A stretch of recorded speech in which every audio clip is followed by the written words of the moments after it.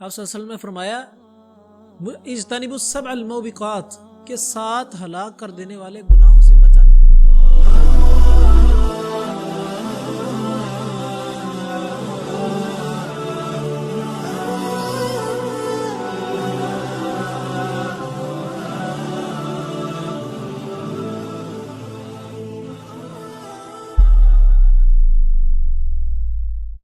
بسم اللہ الرحمن الرحیم۔ السلام علیکم۔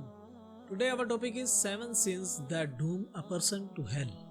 جی بالکل 7 ایسے گناہ جو کہ انسان کو جہنم کی طرف لے کے جاتے ہیں۔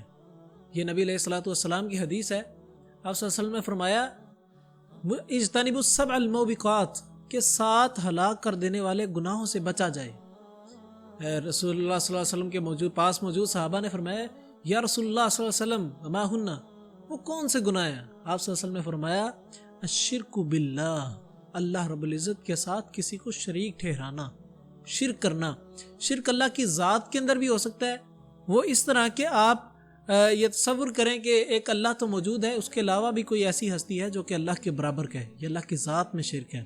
اللہ کی صفات میں بھی شرک ہو سکتا ہے کہ اللہ کی صفت ہے کہ اللہ رازق ہے، اللہ رزق دینے والا ہے۔ اگر ہم یہ تصور کریں کہ اللہ بھی رزق دے سکتا ہے اور فلاں بندہ بھی رزق دے سکتا ہے، تو یہ اللہ کی ذات میں اور صفات میں بھی شرک ہے، اور صفات کے تقاضوں میں بھی شرک ہو سکتا ہے۔ اللہ رب العزت کی صفت جو سی ہے وہ یہ تقاضا کرتی ہے کہ اللہ کی ہی عبادت کی جائے، اللہ ہی معبود ہے، اور اگر اللہ کے علاوہ ہم کسی اور کی بھی عبادت کریں تو یہ صفات کے تقاضوں میں بھی شرک ہے۔ یاد رکھیے تینوں قسم کے شرک، اگر ہم کسی بھی ایک کوئی بھی شرک کریں گے تو یہ وہ گناہ ہوگا جو ہمیں جہنم کی طرف لے کے جا سکتا ہے۔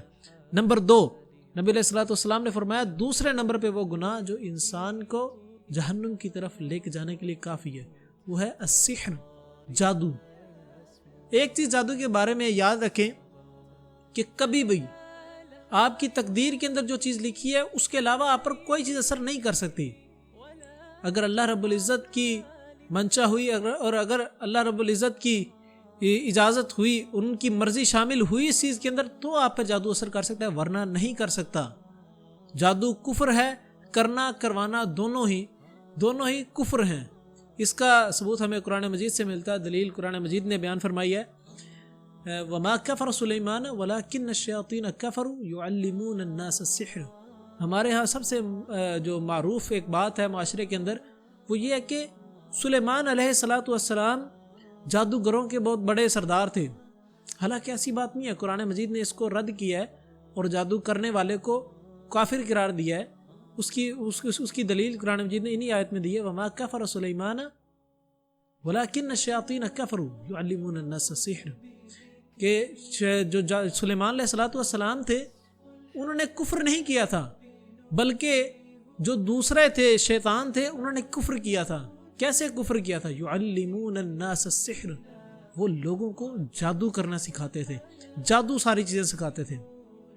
نمبر 3، تیسرے نمبر پہ ایسا گناہ جو انسان کو جہنم کی طرف لے کے جا سکتا ہے وَقَتْلُ النَّفْسِ الَّتِي حَرَّمَ اللَّهُ إِلَّا بِالْحَقِّ، ایسی جان کو قتل کرنا جو کہ بے گناہ ہو، جس نے کوئی گناہ بھی کوئی نہ کیا ہو، آپ اس کو قتل کر دیں، تو یہ بھی وہ گناہ ہے جو کہ انسان کو جہنم کی طرف لے کے جا سکتا ہے۔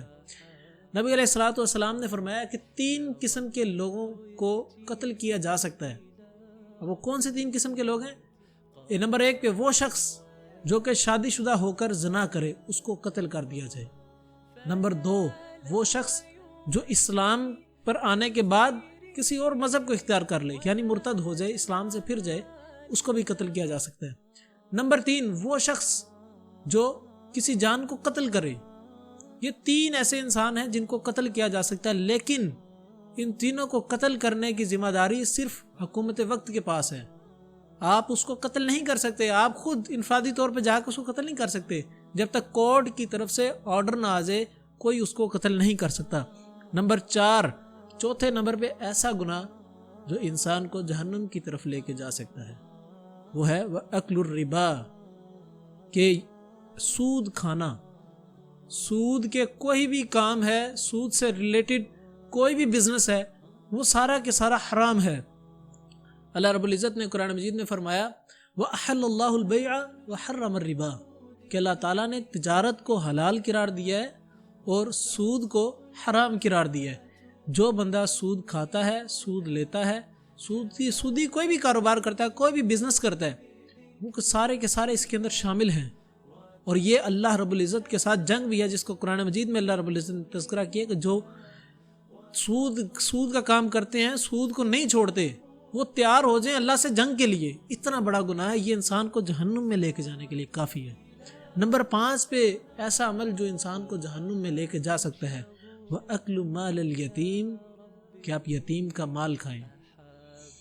ہماری سوسائٹی کے اندر ایک یہ بہت جو ہے نا وہ المیہ ہے کہ جو بچے یتیم ہوتے ہیں، جن کے ماں باپ بچوں کے بچپن میں ہی فوت ہو جاتے ہیں، ان کے ساتھ کیا ہوتا ہے کہ ماں باپ جو وراثت میں جائیداد وغیرہ چھوڑ کے جاتے ہیں، جو پراپرٹی اور جو بینک بیلنس چھوڑ کے جاتے ہیں، ان کے ریلیٹیوز اور جو ان کے فرینڈز وغیرہ ہوتے ہیں جو پیرنٹس کے، وہ اس مال کو کھا جاتے ہیں۔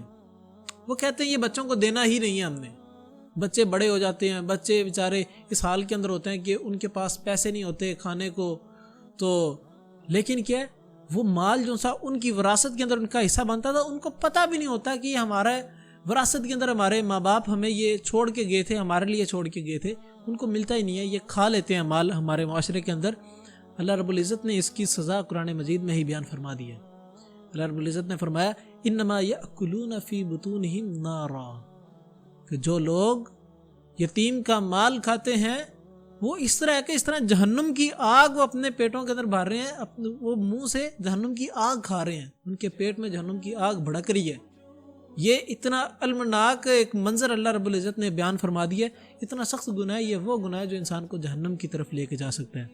نمبر 6 پر وہ عمل جو انسان کو جہنم کی طرف لے کے جانے کے لیے کافی ہے، وَتَوَلِّ يَوْمَ الزَّحْفِ، کہ انسان بیٹل کے اندر جب اسلام اور کفر کا مقابلہ ہو رہا ہو، تب انسان میدان جنگ سے پیٹ پھیر کر بھاگ جائے، اپنے آپ کو بچانے کے لیے، اپنے نفس کو بچانے کے لیے، اسلام پر قربان کرنے کی بجائے اپنے نفس کو بچانے کے لیے میدان جنگ سے بھاگ جائے۔ یہ بہت بڑا گناہ ہے، اتنا بڑا کہ آپ کو جہنم میں لے کے جانے کے لیے کافی ہے۔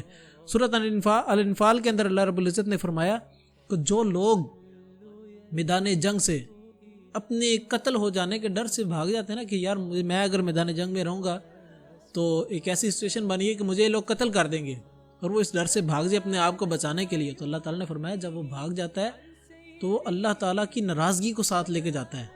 اور جب اللہ رب العزت کسی بندے سے ناراض ہو جاتے ہیں تو اٹس مین کہ اس کے لیے ڈائریکٹ جہنم ہی ہے، وہ جنت میں نہیں جا سکتا۔